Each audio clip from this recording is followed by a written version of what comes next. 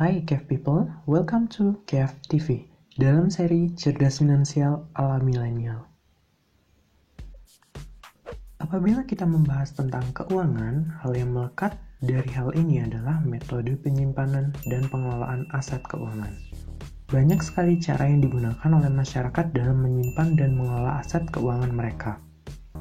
Cara yang paling umum adalah dengan menabung di bank, dengan harapan mendapat bunga yang besar dari jumlah uang yang mereka setorkan setiap bulannya. Istilah ini juga sering disebut dengan deposito. Apakah menurut kalian cara ini adalah cara yang terbaik dalam mengelola uang kalian? Adakah cara lain yang lebih bagus? Mari kita bandingkan dengan cara lain, yakni cara investasi. Yang pertama adalah TVM. Pernahkah kalian mendengar istilah TVM atau Time Value Money? Mari kita perhatikan ilustrasi berikut. Pada saat saya SD, tahun 2011, saya membeli bakso seharga Rp3.000 per porsinya.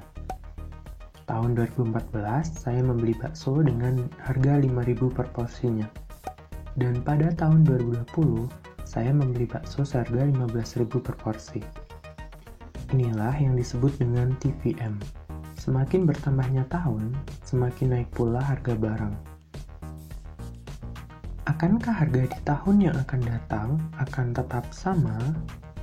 Jawabannya adalah tidak. Bayangkan Anda sudah mengumpulkan banyak uang, dari dulu hingga sekarang berharap uang Anda akan bisa digunakan dengan maksimal di masa mendatang. Namun kenyataannya tidak.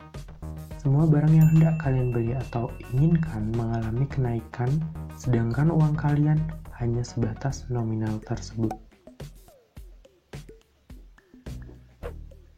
Beda halnya apabila kalian berinvestasi, uang yang kalian tanam akan mengikuti time value money dan berkembang semakin banyak apabila kalian memilih instrumen investasi yang benar.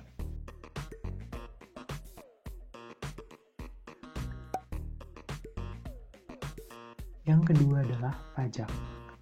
Pajak merupakan biaya yang kita keluarkan atas kepemilikan suatu aset. Mari kita bandingkan berinvestasi dengan menabung di bank. Mana yang lebih menguntungkan? Kita akan ambil contoh investasi reksadana. Yang paling rendah resikonya yakni pasar uang dan menabung secara konvensional di bank. Dari data tersebut, dengan berinvestasi reksadana pasar uang, kita tidak perlu membayar pajak, dan untuk menabung di bank, kita akan dikenakan pajak. Belum lagi biaya administrasi dan lain-lain. Banyak banget kan? Yang ketiga, yakni pencairan. Terkadang dalam suatu kondisi, kita diharuskan mengambil sejumlah dana untuk keperluan mendadak yang tidak bisa ditunda. Dalam hal ini, memang menabung di bank lebih menguntungkan. Apabila kita menyimpan dalam bentuk investasi, kita tidak akan bisa mendapat dana dengan cepat dan harus melalui beberapa prosedur. Yang keempat adalah dapat diperjualbelikan. Yang dimaksud dengan jual beli adalah membeli saat harga rendah dan menjual saat harga naik, dan mendapat keuntungan dari hasil penjualan. Apabila kalian memiliki sejumlah investasi, seperti saham, kalian bisa memperjualbelikan untuk mendapat keuntungan. Seperti contoh, Ari membeli saham suatu perusahaan di harga Rp1.000. 2 bulan kemudian, terjadi pelonjakan harga saham di perusahaan awalnya Rp1.000 menjadi Rp1.300. Lalu Ari memutuskan untuk menjual saham tersebut. Sedangkan untuk deposito sendiri, dana yang kalian simpan akan tetap dan tidak bisa diperdagangkan. Mari kita tarik kesimpulannya.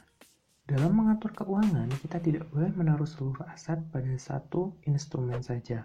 Kita perlu menaruh beberapa pada instrumen lain.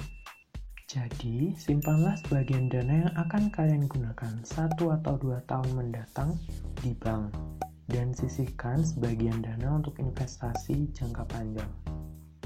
Bagikan informasi ini agar banyak orang tahu mengenai perencanaan keuangan yang tepat. tonton series Cerdas Finansial ala Milenial untuk mendapatkan materi finansial yang penting bagi kalian semua. Jangan lupa klik tombol subscribe dan aktifkan notifikasinya untuk mendapatkan updatean terbaru dari channel ini. Dan jangan lupa tinggalkan komentar dan feedback untuk kami. Thanks for watching and see you in the next video. Love from Kev.